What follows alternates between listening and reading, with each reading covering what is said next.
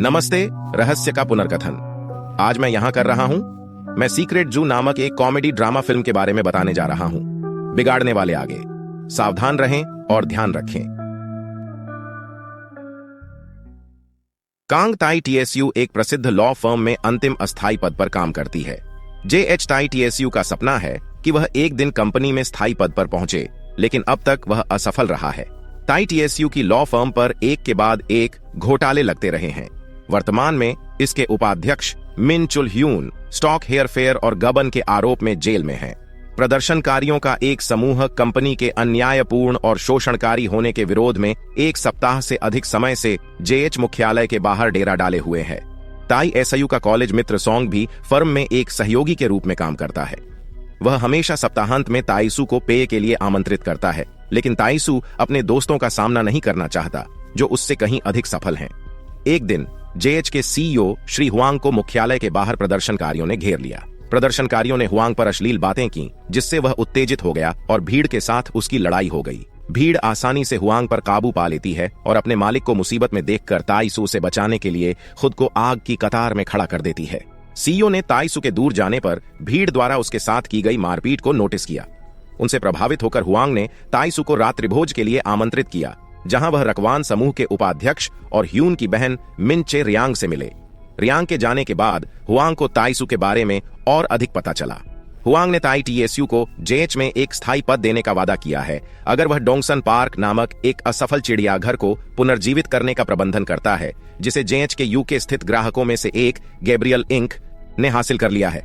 ताई टीएसयू अधिक उत्साहित नहीं हो सकी और उसने तुरंत सौदा स्वीकार कर लिया।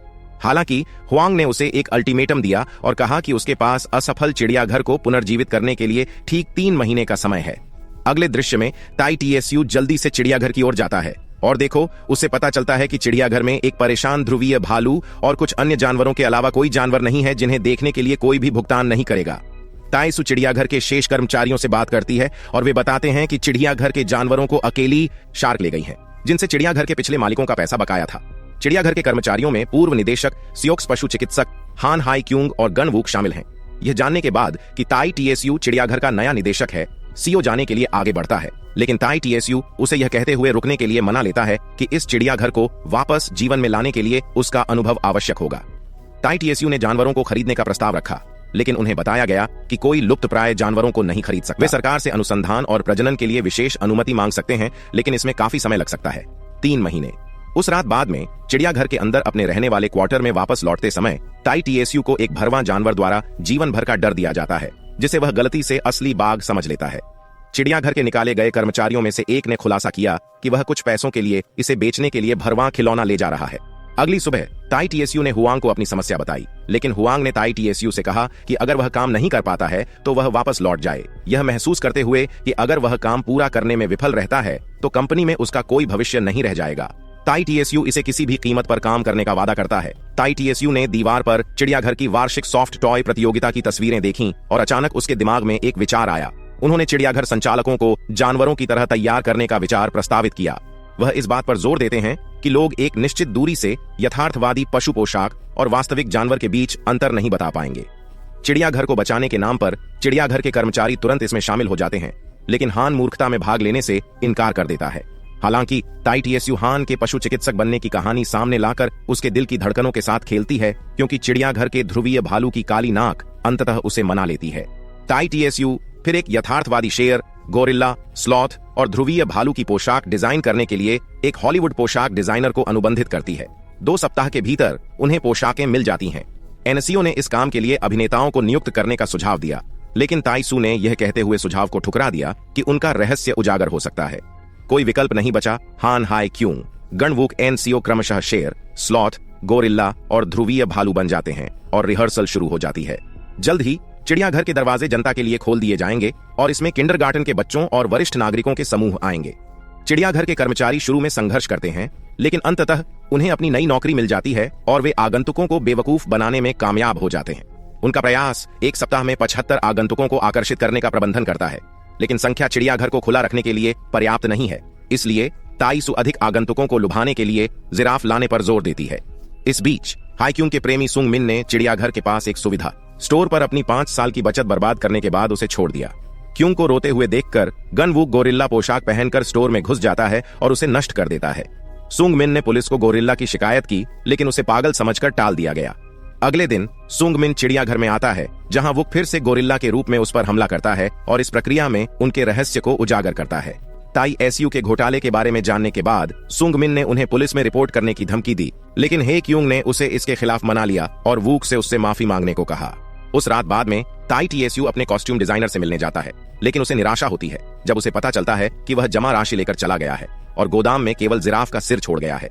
हालांकि ताई टीएसयू ने हार मानने से इनकार कर दिया और वह अपने आगंतुकों को धोखा देने के लिए जिराफ के सिर का उपयोग करता है। जल्द ही सीओ गर्म पोशाक में धूप में बैठने से बीमार पड़ जाता है, इसलिए ताई टीएसयू उसकी भूमिका निभाती है। उसे जल्दी ही पता चल जाता है कि चिड़ियाघर में किसी जानवर की पोशाक पहनना कोई आसान काम नहीं है, क्योंकि कुछ अनियंत्रित आगंतुक उस पर सामान फेंकते रहते हैं। ताइत्सु भी धूप में बैठे बैठे थक जाता है और जब कोई नहीं देखता है तो वह गड्ढे के अंदर एक आगंतुक द्वारा फेंकी गई कोका कोला की बोतल उठाता है और अपनी प्यास बुझाने के लिए उसे पीता है। हालांकि कुछ आगंतुक को कोका कोला की बोतल पीते हुए पकड़ने में कामयाब हो जाते हैं। उस दिन जेएच का एक प्रतिनिधि चिड़ियाघर में आता है और बताता है कि जानवरों की खरीद के लिए ताई एसयू के अनुरोध को मंजूरी दे दी गई है। उसे चिड़ियाघर का भ्रमण कराने के बाद ताइसु प्रतिनिधि को विदा करने में सफल हो जाती है। उस रात ताइसु को सॉन्ग का फोन आता है, जो उसे अपने बच्चों के साथ चिड़ियाघर जाने की योजना के बारे में बताता है। जेएच को चिड़ियाघर को चालू रखने के लिए इतना पैसा और प्रयास खर्च करते देखने के बाद ताइसु ने सॉन्ग से गैब्रियल के बारे में पूछा और सॉन्ग ने खुलासा किया कि गैब्रियल हुआंग की अपनी शेल कंपनी है, जिसका उपयोग वह अपने स्लश फंड का प्रबंधन करने के लिए करता है। ताई एसयू को बहुत आश्चर्य हुआ। अगले दिन चिड़ियाघर में लोगों की भीड़ उमड़ती है और ताई टीएसयू को पता चलता है कि उसका ध्रुवीय भालू वायरल हो गया है। ध्रुवीय भालू का कोक पीने का वीडियो इंटरनेट पर आने के बाद ताई टीएसयू और उनकी टीम अधिक उत्साहित नहीं हो सकी और ध्रुवीय भालू की बदौलत चिड़ियाघर बड़े पैमाने पर हिट हो गया। भालू को कोक पीते हुए देखने के लिए हर दिन सैकड़ों लोग चिड़ियाघर में आते हैं और सप्ताहांत में चिड़ियाघर दौड़ 100.01 का भारी मुनाफा कमाता है। डे गन वुक हाइकुंग को अकेले निराश पाता है और उससे बात करता है। वह अभी भी अपने ब्रेकअप से जूझ रही है और गन वुक उसे डिनर पर ले जाने की पेशकश करता है। इस बीच ताइसु ने ब्लैक नॉज को बाहर गड्ढे में घूमते हुए देखा। फिर वह हान को अकेले ब्लैक नॉज का एक पुराना बचपन का वीडियो देखते हुए पाता है। वह बताती है कि उसने ब्लैक नॉज को पिंजरे से बाहर निकाल दिया ताकि उसे कुछ ताजी हवा मिल सके। फिर दोनों ब्लैक नॉज के बिगड़ते व्यवहार के बारे में बात करते हैं। वह कहती हैं कि चिड़ियाघर कितना भी विशाल क्यों न हो, ध्रुवीय भालू के लिए यह अभी भी एक सीमेंट का पिंजरा है।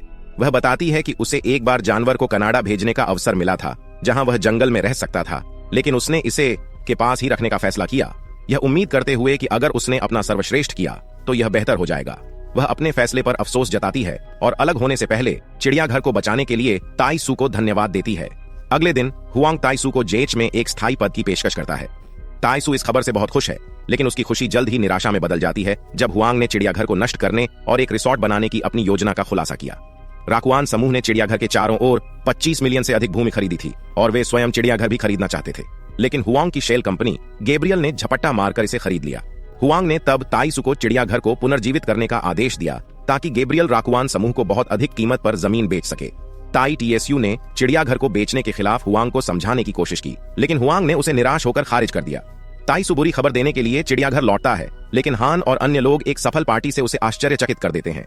चिड़ियाघर के पूर्व कर्मचारी भी पार्टी में शामिल होते हैं और उन्हें उनकी आजीविका वापस देने के लिए ताई टीएसयू को धन्यवाद देते हैं। उन्हें इतना खुश देखकर ताई टीएसयू बुरी खबर सुनाने में असमर्थ हो गई।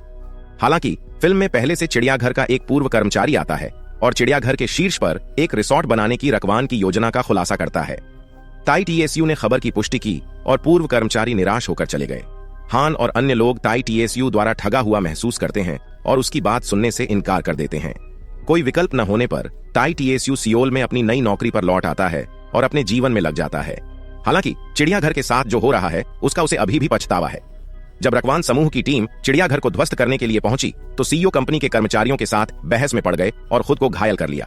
इस प्रक्रिया में चिड़ियाघर के कर्मचारी अस्पताल में फिर से एकजुट होते हैं और हान एक समाधान का प्रस्ताव रखते हैं। वह चिड़ियाघर खोलने और इसे ध्वस्त करने की कोशिश के लिए राकवॉन को सार्वजनिक रूप से विस्फोट करने का सुझाव देती है। सार्वजनिक अभियान काम करता है और मीडिया और पर्यावरण कार्यकर्ता एक बुरे दाने की तरह पूरे रकवान में पहुंच जाते हैं। इस घटनाक्रम से रकवान के उपाध्यक्ष रयोंग नाराज हो गए और हुआंग ने चिड़ियाघर परिसर से शरारती कर्मचारियों को हटाने का वादा किया। हालांकि यह रियुंग को शांत करने में विफल रहा, क्योंकि कंपनी की छवि को सुधारने के उनके प्रयास बुरी तरह विफल हो गए हैं। हुआंग ने समस्या को जल्द से जल्द हल करने का वादा किया और चला गया। बाद में हाइकुंग के पूर्व प्रेमी सुंगमिन ने हुआंग से मुलाकात की, जो सीईओ को नकली चिड़ियाघर के जानवरों के बारे में सच्चाई बताता है। ताइसू ने सुंगमिन को हुआंग का कार्यालय छोड़ते हुए देखा और उसे पता चला कि उसने उन्हें धोखा दे दिया है। हुआंग और उसका सहायक तुरंत चिड़ियाघर के लिए निकल जाते हैं और ताइसू उनका बारीकी से पीछा करती है। इससे पहले कि हुआंग उन्हें बेनकाब करे, ताई टीएसयू हान और अन्य लोगों को घटनाक्रम के बारे में सचेत करती है। हान हुआंग को उस कमरे में जाने से रोकता है जहां ध्रुवीय भालू को रखा गया है। कुछ ही समय बाद ताई टीएसयू उनके साथ जुड़ जाता है और हुआंग उसे चिड़ियाघर के जानवरों के बारे में सच्चाई बताने की चेतावनी देता है, लेकिन ताई टीएसयू अनभिज्ञता जताना जारी रखती है। गुस्से में हुआंग जबरदस्ती कमरे में घुस गया और ब्लैक नोज को सोता हुआ पाया। उसने गलती से भालू को नकली भालू समझ लिया। हुआंग ने जानवर को चुनौती दी। इस प्रक्रिया में वह लगभग मारा ही गया। ब्लैक नोज को शांत करने के लिए हान उसे गड्ढे में जाने देता है, जबकि हुआंग निकल जाता है। हालांकि हुआंग फिर से ध्रुवीय भालू की जांच करने के लिए लौट आता है। जब उसे यकीन हो जाता है कि जिराफ नकली है, तो हुआंग ब्लैक नोज के साथ गड्ढे में उतर जाता है और उसे फिर से चुनौती देता है। ब्लैक नोज उस पर हमला करता है और हुआंग अपने मालिक को बचाने के लिए बेहोश हो जाता है। ताइसू ध्रुवीय भालू का सूट पहनती है और ब्लैक नोज को हुआंग से दूर ले जाती है। यह काम करता है और हुआंग को सुरक्षित वापस लाया जाता है, लेकिन ताइसू की कीमत पर, जिस पर भालू ने हमला किया है। क्रोधित भालू ने ताई का सूट फाड़ दिया, जिससे वह बेनकाब हो गया, लेकिन सौभाग्य से ताइसू समय रहते सुरक्षित भागने में सफल हो गई। सार्वजनिक पराजय के बाद टेसू ने अपनी टीम से माफी मांगी और उन्हें बचाने के लिए सारा दोष अपने ऊपर लेने की पेशकश की। हालांकि हान और अन्य लोगों ने इस विचार का विरोध करते हुए कहा कि वे सभी उतने ही दोषी हैं जितना हेक्युंग जोर से चाहता है कि वे ब्लैक नोज और अन्य शेष जानवरों के बारे में कुछ कर सकें। अचानक ताइसू के दिमाग में फिर से एक विचार आया। उसका दावा है कि वह चिड़ियाघर को बचा सकता है और रकवान के उपाध्यक्ष रियांग से मिलने जाता है। उन्होंने रयुंग रिजॉर्ट के लिए एक पारिस्थितिक पार्क चलाने का प्रस्ताव रखा है जहां जानवर रह सकें। इससे न केवल रिसोर्ट के निर्माण में रुकावट दूर होगी, बल्कि रकवान की छवि भी खराब होने से बच जाएगी। इसके अलावा रयुंग इस शर्त पर सहमत है कि ताइसू गैब्रियल को बोर्ड पर लाएगा। अपने दोस्त सॉन्ग के माध्यम से ताइसू हुआंग द्वारा गैब्रियल का उपयोग करके धन शोधन करने के पुख्ता सबूत हासिल करता है। इसके बाद टेसू ने धमकी दी कि अगर हुआंग चिड़ियाघर को रकवान को बेचने के लिए सहमत नहीं हुआ तो वह दस्तावेजों को प्रेस और पुलिस में लीक कर देगा। अनिच्छा से हुआंग सौदे के लिए सहमत हो गया। कई साल बीत जाते हैं और फिल्म में रियुंग के एक दृश्य को काट दिया जाता है, जिसमें विभिन्न वास्तविक जंगली जानवरों से युक्त रकवान पार्क का एक वीडियो प्रस्तुत किया जाता है। सीओ और अन्य को रकवान समूह द्वारा काम पर रखा गया है। इसके अलावा ब्लैक नोज कनाडा में आकर बस गया है। फिल्म ताइसू और हान के ब्लैक नोज से उसके प्राकृतिक आवास में मिलने के साथ समाप्त होती है। इस तरह के और वीडियो के लिए सब्सक्राइब करें, नोटिफिकेशन चालू करें और चैनल की मदद के लिए एक लाइक छोड़ें। देखने के लिए धन्यवाद।